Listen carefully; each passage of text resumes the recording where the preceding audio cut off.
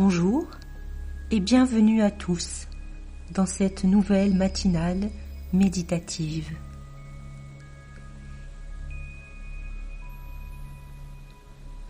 Du matin jusqu'au soir, mes yeux sont ouverts sur le monde. J'en vois le décor, j'en vois les acteurs. Mon regard est constamment sollicité.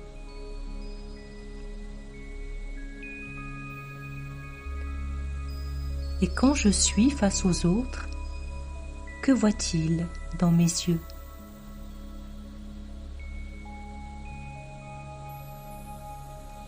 Aujourd'hui, je vais m'intéresser à l'impact de mon regard, à son influence.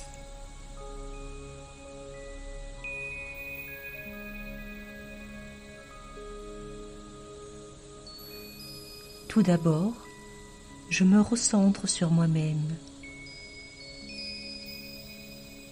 Je suis au calme, confortablement installé, seul.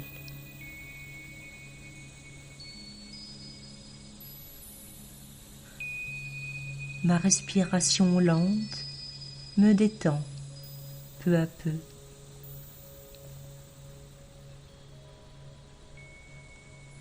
À chaque expire, j'en profite pour évacuer mes tensions.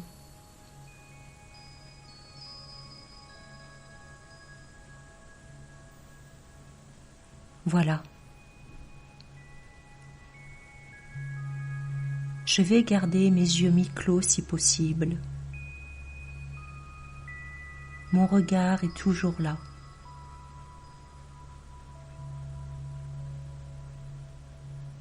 Et moi, l'être pensant, je suis immobile au centre du front, derrière la fenêtre de mes yeux. Je suis dans ce regard, attentif, présent, calme et sans tension.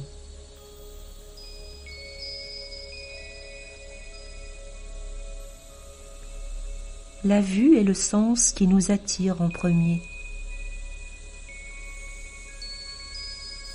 On se rencontre en se regardant.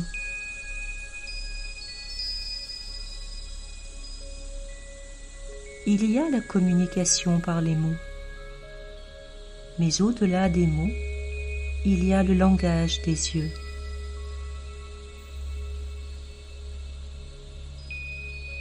Il révèle mon état d'esprit de l'instant. Ce que je suis au plus profond de moi est visible dans mes yeux. Dans une peuplade d'Afrique, leur bonjour se traduit par « je te vois ». C'est une rencontre d'âme en quelque sorte.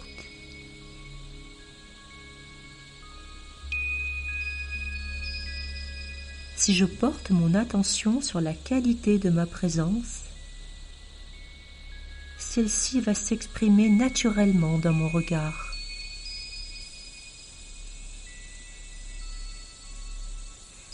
Si je suis posé, si je suis là entièrement à l'autre,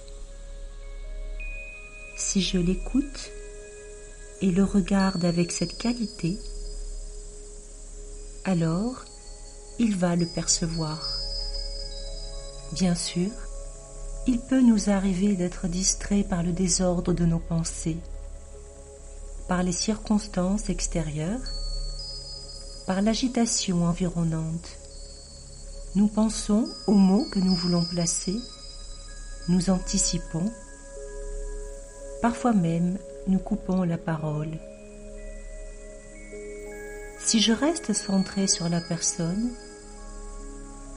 je vais dégager une vibration particulière. Et j'offrirai à l'autre un espace pour qu'il puisse prendre sa place.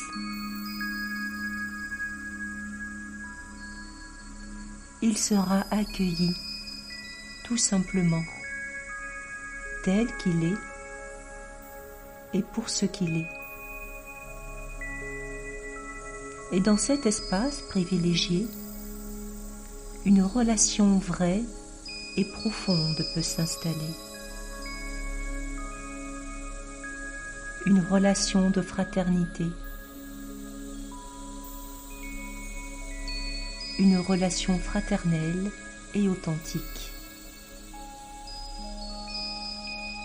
On dit que tout passe par le regard. Mon identité spirituelle ne peut rester cachée. Si je suis un être bienveillant, cela aura un impact sur l'autre, même s'il n'en est pas conscient. Si au fond de moi, je suis animé de vertus spirituelles, mon regard en sera l'émetteur. C'est le pouvoir des intentions bienveillantes, le pouvoir des vibrations positives et des pensées élevées.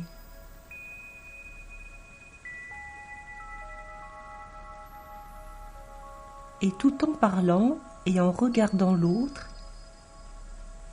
si je suis relié à la source suprême, l'océan infini de toutes les vertus, alors je serai le transmetteur de ces ondes parfaites.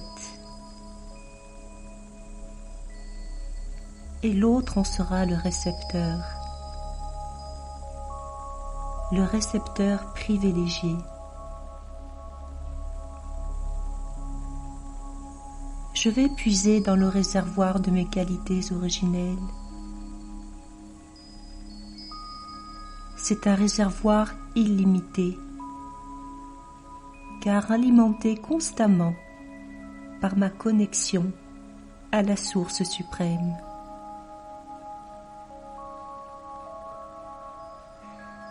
Parfois, face au désespoir ou à la souffrance, les mots peuvent sembler inutiles ou dérisoires. Je peux préférer un silence empli de douceur et de bienveillance. Et si je prononce quelques paroles, alors je les accompagne d'un regard qui vient de ma part la plus juste,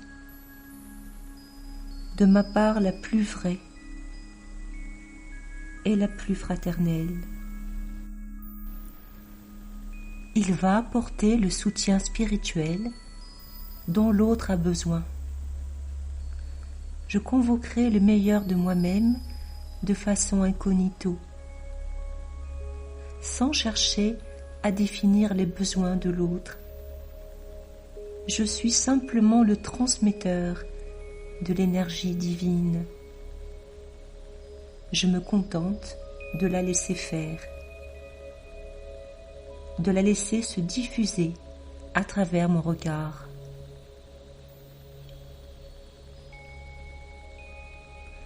Avec cette conscience élevée, de m'adresser à un être spirituel comme moi, un frère en quelque sorte.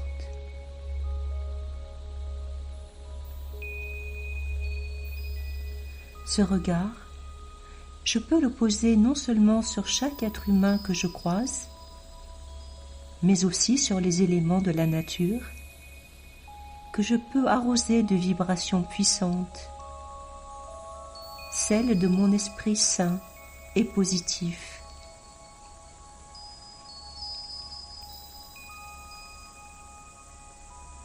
Mon regard spirituel fait du bien à mon environnement, ainsi qu'à tous ceux qui m'entourent et à ceux que je rencontre. Je vais essayer de porter une attention vigilante à cela. C'est la promesse que je me fais à moi-même. Mon regard fait du bien. Je vous souhaite une bonne journée.